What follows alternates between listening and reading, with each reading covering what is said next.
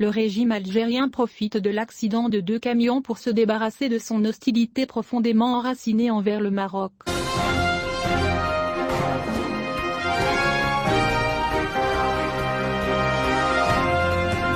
Le palais El Mouradia poursuit ses actions de propagande après la résolution du Conseil de sécurité de l'ONU qui a qualifié l'Algérie de partie importante dans le conflit régional, en accélérant le rythme de l'escalade vers le Maroc dans la période récente, y compris l'incident sur le terrain concernant les 2 camions dans le tampon zone. Ainsi, le régime militaire poursuit sa campagne de propagande contre le Royaume du Maroc, qui s'est intensifiée depuis l'été dernier, que ce soit en blâmant Rabat pour les incendies qui ont éclaté dans les forêts de Tizi Ouzou, ou en ne renouvelant pas le contrat de fourniture de gaz à l'Espagne via l'oléoduc traversant le sol marocain, ou en accusant l'armée marocaine de bombarder les 2 camions. Contrairement à l'escalade algérienne, le Maroc adhère au langage du dialogue et d'une trêve concernant ces accusations, qui a été exprimée par une source officielle à l'agence France Presse, hier, mercredi, assurant que Rabat ne sera pas entraîné dans la guerre, soulignant que le Maroc ne sera pas entraîné dans ces accusations et provocations.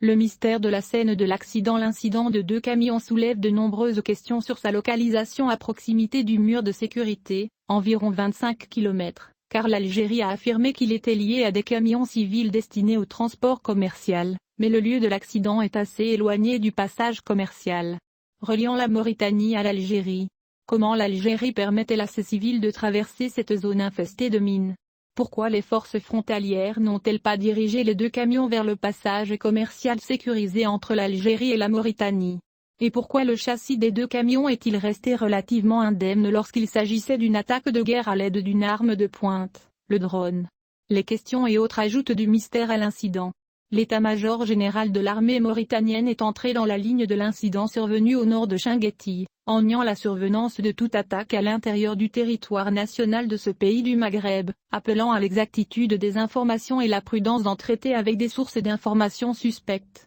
La partie mauritanienne a été mise en cause pour Al-Moussoui Al-Ajlaoui, enseignant-chercheur au Centre d'études Afrique et Moyen-Orient. Le discours de l'Algérie sur le bombardement de 2 camions par des drones reste l'objet de nombreuses interrogations, car cette arme de pointe ne peut sortir d'une structure existante sans éclat d'obus, alors que les images prises montrent que les 2 camions ont été exposés au feu. Al-Ajlaoui a déclaré, dans une déclaration au journal électronique Express, que l'utilisation de bombes et de mines devrait déformer le châssis des 2 camions, mais c'est toujours sans danger, a ensuite ajouté, expliquant, l'accident s'est produit à 25 km de la mur de sécurité, tandis que les 2 camions doivent passer par le passage commercial entre les 2 pays, qui a ouvert ses portes en 2018. Le chercheur qui suit la question du Sahara a souligné que les forces frontalières algériennes permettant aux camions de passer par cette route au lieu du passage commercial loin du lieu de l'accident indiquent qu'il y a d'autres objectifs que commerciaux, notant que l'Algérie cherche à impliquer la Mauritanie dans le conflit régional après son acceptation de la résolution du Conseil de sécurité.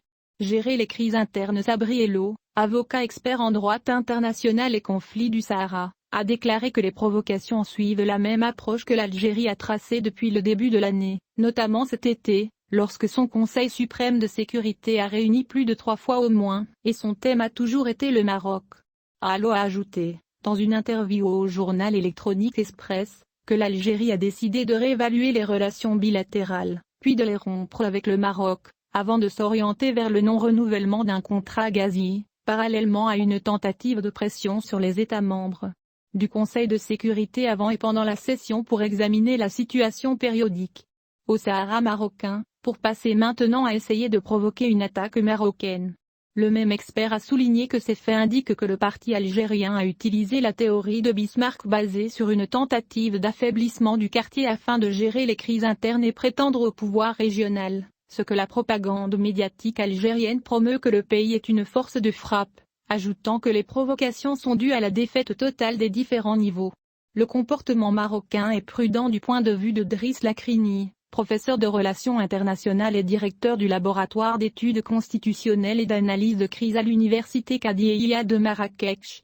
Le discours algérien a fait faillite parce qu'il intervient au milieu d'un ensemble de gains réalisés par le Maroc concernant son dossier juste. Dans une déclaration à Express, Lacroni estime que le Maroc a traité avec prudence toutes les tentatives de l'Algérie de créer des crises, en adoptant un discours communicatif et rationnel qui évoque les intérêts de la région, en maintenant la paix et la sécurité internationale, puis n'a pas été tiré dans des réactions qui peuvent donner de la crédibilité à ce que veut l'Algérie. Le professeur d'université a ajouté que le Maroc a appelé au plus haut niveau à ouvrir les frontières et à renforcer les relations pour clore les questions controversées, ce qui met l'Algérie dans une position embarrassante devant la communauté internationale, car le monde a absorbé la réalité de ceux qui ont tendance à dialoguer et paix afin de préserver la stabilité de la région, et ceux qui tendent à l'escalade pour les brouiller. Situation régionale. L'enracinement de l'hostilité envers le Maroc. Le professeur Al-Moussoui Ajlaoui, chercheur au Centre d'études sur l'Afrique et le Moyen-Orient,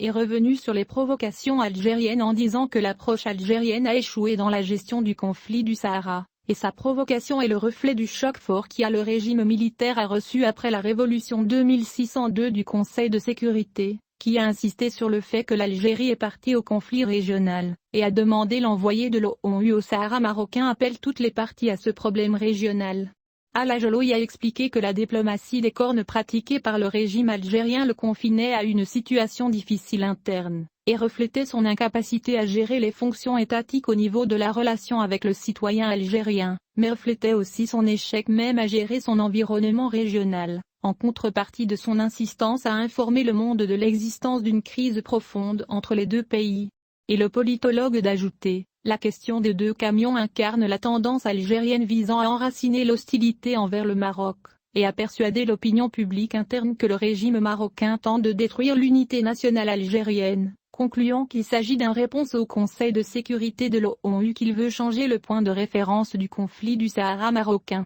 Quête algérienne de guerre. Le politologue spécialiste de la question du Sahara, Sabri Allo, a mis en lumière les efforts de ces faits récents, affirmant que tous ces événements vont vers la guerre, car ils sont une humeur humaine qui commence par les esprits, et n'est pas sujette à toutes les équations précises. Peut-être que le dernier épisode de cette série est de provoquer l'attaque marocaine contre l'Algérie pour justifier ce qu'elle pourrait faire. Allo a estimé que les possibilités de guerre sont nombreuses, et peuvent même être imminentes, après que le régime algérien a tout perdu. Du Maroc ? Pour répondre à la question en disant que le nœud algérien s'incarne dans l'assurance marocaine de la traversée de Guerguera. Le politologue a conclu sa déclaration en évoquant l'ouverture du Maroc à sa profondeur africaine complètement après les événements de Guerguera, et la rupture du collier d'isolement dont l'Algérie tentait de se couvrir le cou, soulignant que le régime algérien mobilise l'armée et citoyens à entreprendre une aventure qui n'excédera pas une escarmouche, étant donné la rivalité militaire entre les deux camps sont sur le terrain.